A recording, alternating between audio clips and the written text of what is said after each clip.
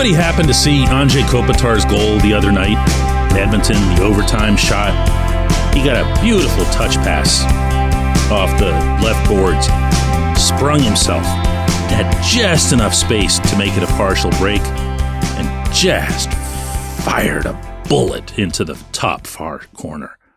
The way a first ballot Hall of Famer does. A great moment involving a great player on the greatest stage in this beautiful sport. Good morning to you. Good Friday morning. I'm Dejan Kovacevic of DK Pittsburgh Sports. This is Daily Shot of Penguins. It comes your way bright and early every weekday. If you're into football and or baseball, I also offer daily shots of Steelers and Pirates in the same place that you found this. I'm a Kopitar guy. I'd never hidden that from anybody. I've seen him do things, including in person, including as a member of Team Slovenia, a country in the Balkans that is the population size of Allegheny County. And here's Kopitar out there with like a handful of dudes who know how to skate forward and backward at the only rink in all of Ljubljana, the capital of Slovenia. And he was just shutting down the Russians, and he's doing it right in front of Vladimir Putin, who's watching from behind the one net. Just blown away by this player. Those players, the Kopitars, the Connor McDavids, the Nathan McKinnons, and if you want to, you can throw Austin Matthews into that just because he's such an extraordinary regular season scorer, achieving 69 goals this season, and then a beauty to beat Boston the other night. These players belong in this tournament with, I would say, very few exceptions. If you work your way around the world of sports, will you see truly great players not be in the main event? The best example, and I guess it's the most obvious one, is basketball. In the NBA, you have 5 guys per team, 5 starters.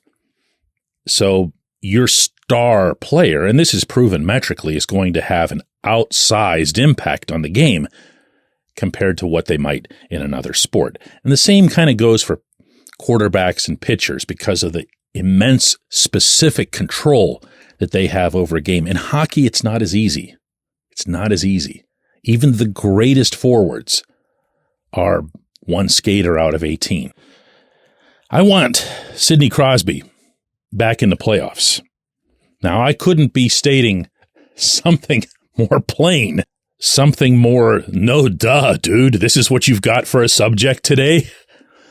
But when I watch these playoffs, to me, it's not Pittsburgh that's missing.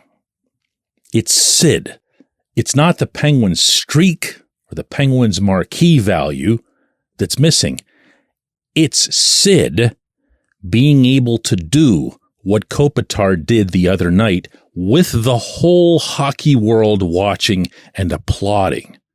The fact that these games are going on right now, some great games involving potentially great teams and definitely some great players, without Sid is so awkward that I don't even know where to begin. I mean, at least Alexander Ovechkin is in the tournament. He hasn't played well, but he's there. You don't have to ask as a, let's say, a casual or a passerby hockey fan who's just turning it on, where's Ovi, or where's that Russian guy for Washington who's chasing Wayne Gretzky? You don't have to ask that. He's there. I'm not about to criticize, believe me, the NHL's playoff format. I know there's a lot of discussion, especially since the league continues to both expand and talk about expanding even further to as many as 36 teams, that the playoff field would change.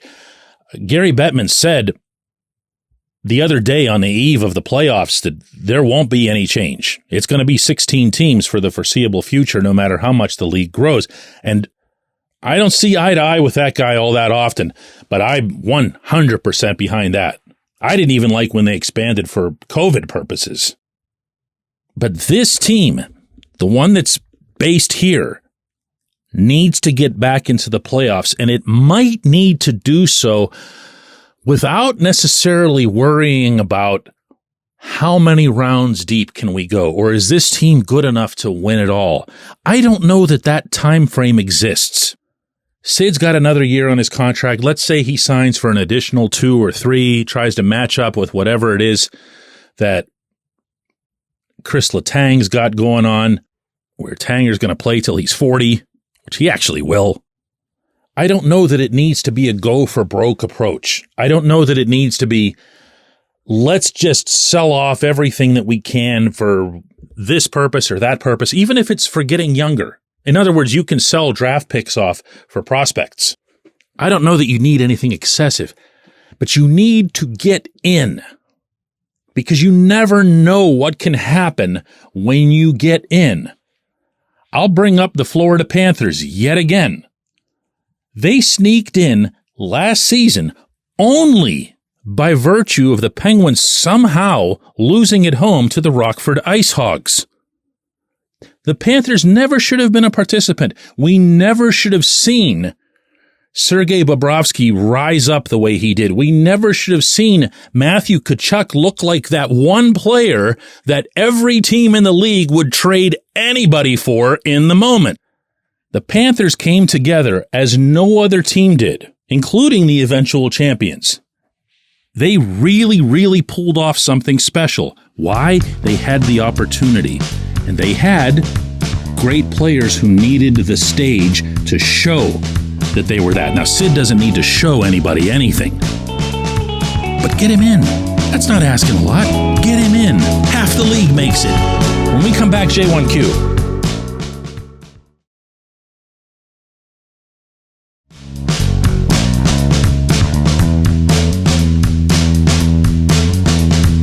Today's J1Q comes from Cody, who says, DK, if you think that Tristan Jarry's contract is so bad and untradeable, I suggest you take another look at the goaltending market.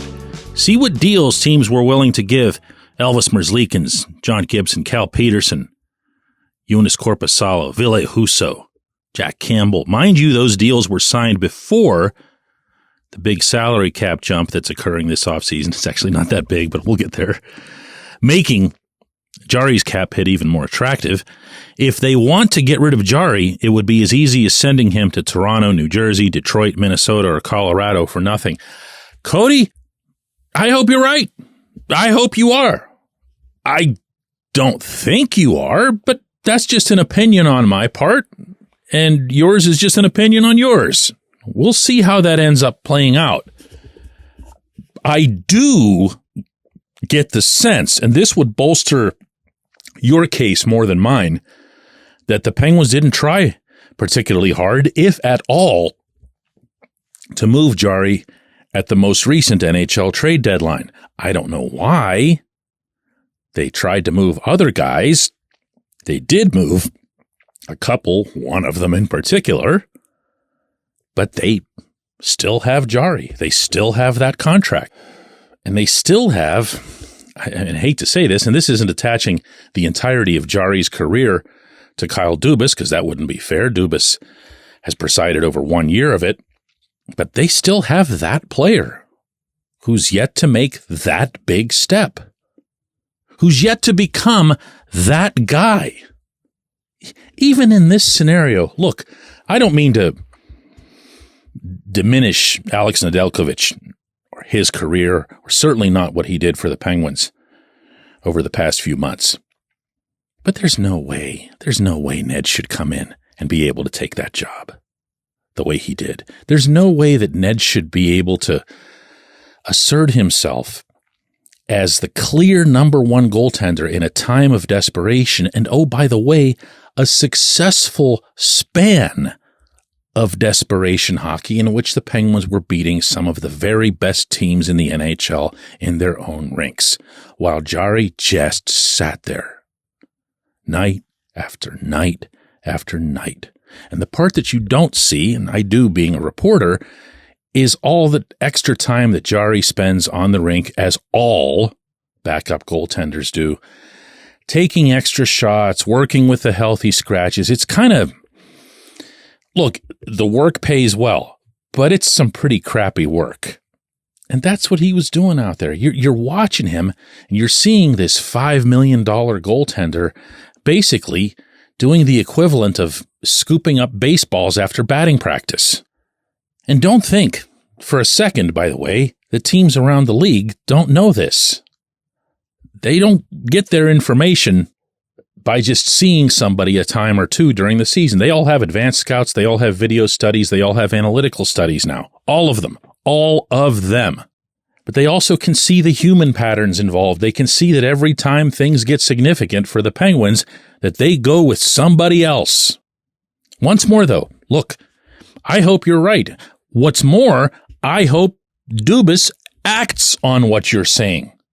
I could live with a goaltending tandem next season if, this is a big if, Joel Blomqvist shows that he can make the jump and that he won't get buried as a backup in which he doesn't have a chance to continue to blossom himself. I could live with a Blomqvist and Nedeljkovic start to the goaltending, and I could definitely live with what could be done with all that cap savings you'd get from getting rid of Jari. I appreciate the question. I appreciate the sentiment. I appreciate everybody listening to Daily Shot of Penguins. We're going to do another one of these on Monday.